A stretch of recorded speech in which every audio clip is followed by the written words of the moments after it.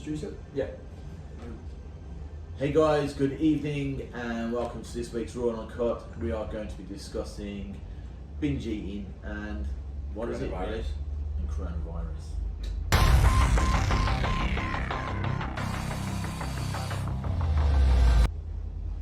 Right, actually, you know what? It's not a bad shout. No, I think we look. You can't do a Raw and Uncut and not discuss it, can you?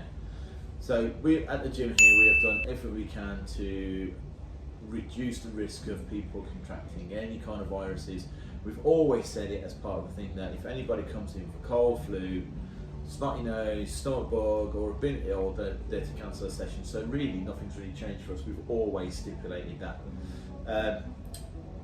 However, commercial gyms though, you go in, everyone's sniffing and coughing. Not just now, like in general, aren't they? Yeah. Try and out-train a cold. But you know, really, absolutely, you're better off if you're not well. There's 80%, yeah, and it just goes there. Then don't bother. And it's not even about the virus that's hitting us all at the moment. It's that should be just common ground. You should just always. And also, I'm finding it absolutely fucking amazing that people are now just buying hand soap. Because if you go to all the shops right now, there's no fucking hand soap. What people have been using previously. I actually generally run out of bog paper and hand soap, so I had to actually go in yesterday and buy. Did you buy one? Did you buy one hand soap and one pack of toilet roll? Did you buy 9 of each? I brought a pack of 4 and a hand soap. People glare at you though. Yeah, if you buy hand soap and if you and bought toilet 2 roll. items, they glare at you because you're like, why are you buying 2? You buy it as well. What? You bought some. What? Well. No, my money with the supermarket. I don't go shopping. I hate it. So as I don't know where you guys sit on it. You can always comment below what you think and what you feel, but I think really at the moment the best thing that most people can do is just self-isolate.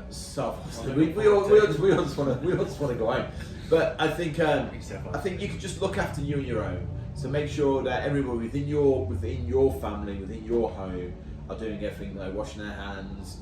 If they feel unwell, they stay home. If you run out of paper, just jump in the shower. Yeah. My advice: if you run out of paper, have a poo and jump in the shower. Sock. I think I'll go with Chris's going in the shower bit, and almost like a B-day style. But I can't believe we're talking about that. But I think that's all we can do at the most, because they're talking about closing this and closing that, but I don't get it. Maybe somebody can explain to me. So if they close the schools, or the kids stay at home, then all the parents have to stay home with the children, which creates chaos, and especially in this area, a lot of the women are nurses and doctors and stuff like that, aren't they? So, they've got to have the kids. To open a crash up. Eh? Someone asked the other day, can we open a crash up? I said, no, you can jog right on. Yeah, that's absolutely right. It's just a bit of common sense, isn't it? Like a lot of things. Like binge eating. Let's get on that subject. So, like binge eating. So what is a binge? Yeah, that's what I was going to say, because something we hear people go, binged at the weekend. So what's the definition of a binge? Binge is an excuse is to eat shit. They call it a binge. That's the definition. I assume a binge is that you eat more than you physically should. Does that make sense? Yeah. So binge being like, instead of having a couple of biscuits, you have 7 packets. That would be like a binge. A binge is like a bit like feasting a kid, isn't it? All the shit you but want. I think it's medically something wrong with you really, isn't it? I think it's an overactive fork. It's a binge. An overactive fork? Oh right, overactive fork. Someone coming in, I've got an overactive thyroid. If you haven't, you've got an overactive fork. The problem is, isn't it? Yeah. I think people... Chris's next comedy show will be...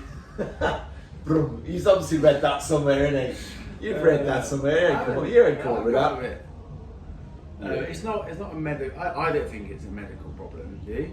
Your medical background. Psychologically, someone can go, I've got a binge disease. I think psychologically, absolutely. Because I think if we refer this to alcohol and people become alcoholics, from literally don't drink and then next thing you know you're binging at weekend, you're drinking loads, and then next thing you know it starts slipping into the week and you're doing, you're drinking heavily like 4 or 5 times a week. Yeah. I can see from that psychological point of view where it becomes a dependence. But isn't that because alcohol is normally you have 1 can and get you pissed, then you have 4 cans and you find that gets you pissed, then you have 8 cans. Yeah. Isn't that the reason? Yeah, possibly. But I'm one donut. You might have 4, you might have 8. Then would 4 qualify as a binge? Oh, for me it would, yeah. I think it's got to do with that's your what body I mean. image. Yeah, I think I'd say- it all yeah. comes down to body image. Rub it on yourself. No, but so I read an article the other day. It was a young girl. She had anorexia, and after she recovered, she binged, continuously binged, and then obviously gained all that weight back, and then went cut back, and then went back straight back to anorexia again. So it's doing that all the time. Yeah, I've actually worked with people and nursed people like that that have anorexia. I mean at a severe level, and then when they kind of rectify that, they do because they cut all the foods they don't eat, and then they've just literally gone. They pull the weight on. Yeah. Yeah. That's the more body dysmorphia, isn't it? Look in the mirror. That's what I mean. They I hate what think they it's. see, isn't it? But that's what I mean, it's a definition of binge, Yeah. isn't it? So like when you get clients going, oh, I had a bit of a binge the weekend, they go, what did you do? And they go, I had a Domino's. That's not It's a great binge. Yeah, but it's not a binge, is it? No. But and when we start banning words around, this is when people start feeling, because they all have a psychological connotation, don't they? So, oh, I binged. No, you had a pizza. Yeah. If you had 7 pizzas, you binged. We get, what we're trying to get across is, the terminology. It's a horrible word, binge. It's you just overeaten. Yeah. That's 7 pizzas with overeating. You've had more But calories than you probably absolutely, should but have. terminology, it has a psychological effect on people. It's like cheat days. It's a very excuse to eat. Yeah, but a more lot food, of isn't a it? lot of trainers use the word cheat day. Well, mainly because they're bell ends. They use the word cheat day. Like, I've had a cheat day. Oh, brilliant! Why didn't you just call it a burger and chips? Yeah. I mean, Or. Well, yeah, It's it's, like- not like a a cheat cheat- meal, is it? yeah, it's an excuse to have a meal that you like. If you're a powerlifter and you're burning fucking thousands of calories a week, and you then go, right, it's my cheat day where I can have burgers and steak, it's not really a cheat for you. You've put in the effort. Then if your trainer's working with you properly, then you shouldn't have to really incorporate any cheat meals because it should be It's within not a calories cheat, anyway. you should just have a meal. You should have. Do you know You what I should just mean? be enjoying food. Why is it a cheat?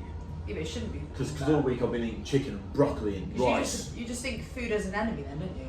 And that is exactly what I was saying. Terminology, when we use the word binge, you now demonise food again, and you go down that slippery road, and then people start thinking, I can't handle and cope with my diet or getting weight off because I can't stop binging. Well, no, you just can't stop having a packet of crisps at the weekend, and your weekend slows down a bit. You're not It's on for you. yeah, but I'm not on point. Is sugar addictive? Wow, that's a good one. It depends on which research you're looking at, but I would say I think it is. yes. It is. Don't know. Is he taking photos of us? Is he Snapchat? Yeah. Or is it the fact that his fringe is so low he can't see his eyes? He's trying to see through his fringe. Yeah. I don't know, man. That's a really good one. I think to some people they would say, yeah, I personally, is alcohol addictive? Yeah. I'd say it is, yeah. But why? Huh? Why?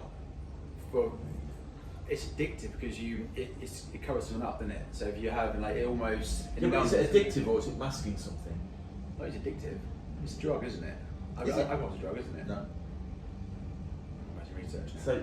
So I think if sugar's addictive, you'll find people on the street calling us to 7 sugar, wouldn't you? Yeah, I want But sugar. nobody's selling alcohol on the corner. Well, you can't, it's And they're not available, selling isn't it? cigarettes on the street. It's available, though, isn't it? Yeah, I know. But that's what I'm saying. It's all down to definition. So you would go. And the only reason we say alcohol is addictive is because we know there's people that suffer from alcohol dependency. So it must be addictive, yeah. But they're using alcohol to Then that comes mask. back down to mental health, then, doesn't it? Absolutely. So they're using alcohol to mask something else, aren't they? Nobody's actually going, I physically love being pissed all the time. There's something else going on.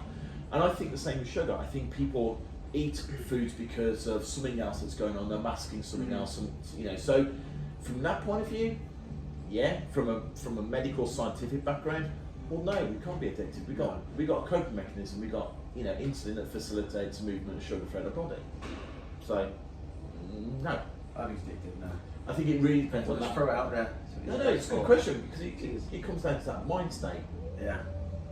Your state of mind. You're Like, someone you who could go eats for a it- drink weekend, get absolutely bladdered, Yeah. and then not drink again for like 6 weeks, 7 weeks, not even think about it. I wouldn't Yeah. wake up Sunday going, whoa, I really need to do that. If you use it part of your routine, it just becomes addictive. But it's a That- feeling, isn't it? Alcohol's a feeling, isn't it? Yeah, feeling shit. But, Yeah, absolutely, it is. Yeah. yeah.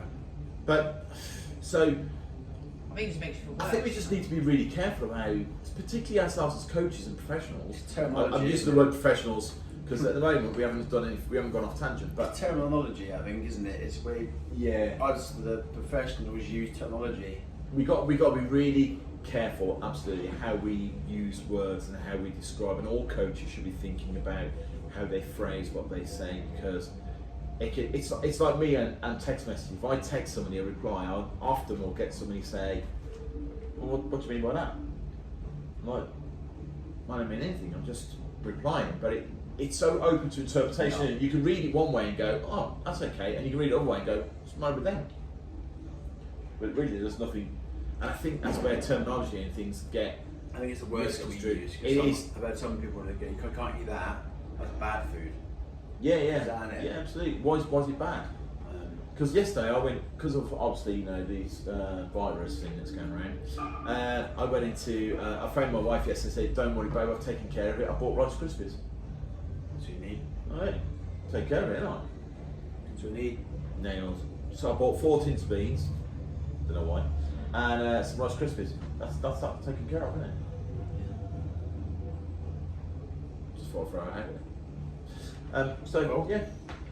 Well, so yeah, I think we just need to be careful of how we term things and when you're talking. I think if you have a client comes to you and saying they're struggling the weekend, they're overeating on their calories at the weekend, maybe you just sort of speak to them and devise them a different sort of plan or an approach. We've done it, absolutely. We've done it before. It's called a 5-2. Well, okay. Look, I was just going to say. 5 days, quite a strict and routine. In 2 days, we can have a bit more calories. Well, we've described it before, but we'll do it again because we say you don't have to go through loads of run the cuts and find out what it was. But Chris, explain the bank balance thing. It's good doing it as well, yeah. So if you had your weekly amount of calories, your daily amount of calories, say you worked out your maintenance and you reduce your calories by 10%, you don't want to go too strict. So let's say your calories now are 1,700. You just times that by 7. That gives you now your weekly amount. How much is that? Oh fuck me, it's maths. Quick maths. Guess 11,100 is a guess. Ooh, it's probably not far off. Harry, fringe. You do some. Am I right there? Get fringy boys to do it. So if you have your weekly amount of 7 times calories, 17. I convert that into 7 times 7 into money, and that's your weekly amount of money. So if I drop it in your account on a Monday, and you spend it by next Monday, you're in debt. So same as calories. If I drop, that's now your weekly amount. If you have 4,000 calories on a Monday because you just overate them, you just take it away from your bank balance. Take it away from the remaining week. 1,700.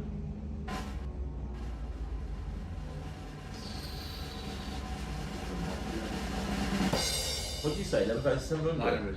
Did you? Yep. Wow. Do you know why that is? It's probably because you've done it so many Quick maths, times. mate. 11,000. What's set of maths, mate? Yeah. Really? 11,000. I was in set G. 900 calories. So that's your spending power for the week. And as long as at the end of the week you don't owe anybody anything, If you want to go out and have a nobody big owes mac you, and it's all chips, good. then you've obviously blown about 1,000 calories. Same as money if you want to go out and buy a pair of Gucci sliders, and you obviously blow most of your wages. But the same thing would go is if you know you're going away on a holiday and you're going to have some heavy weeks and you go, oh, I'm going away on a holiday, I don't want to worry about account. Then total that, multiply that by 4 for your month, and then just know that at the end of the month you owe nobody anything, and nobody owes you. Doesn't really matter, does it? So that's a great way of doing it. So we might as well end there, mightn't we? 15 minutes live? Yeah. Cool. I think we'll leave it at that. virus. So just like guys, obviously with the virus, just be mindful of you and yours, and make sure that you guys do the best you can to protect your family and people around you. Be aware of the terminology you're using and people around you are using, because it's not, it's all open to interpretation, and really, as long as you're, look, life is all about being happy. When we're in situations like this right now, like what? Look, guys, what I'm going to do now is tell you about. There you go. Right. Look, It's guys. all about being. I don't know why he's trying Scottish, didn't he? No, it's Welsh. Is that what it We was? don't want that in the room. No, we don't want that in the room. Come closer. Come closer. Come I to just the screen. Come closer. can I get serious for a minute? It's really hard, mate. Yeah, you guys have no idea. I just think it's just about being happy right now. That's what it's about. Like these two, like the happiest people in the world, aren't they? Smiling and jolly. And Laughing at you, mate. You're right. So I'll make you pardon. You're going to cut that out. I don't think I will. But that. Dad, It's about. That's all it's about. I don't have complaints. This is the thing. Anyway, have a great weekend. See ya. Thank you. Alright, have a good one. Cheers, guys. Yeah.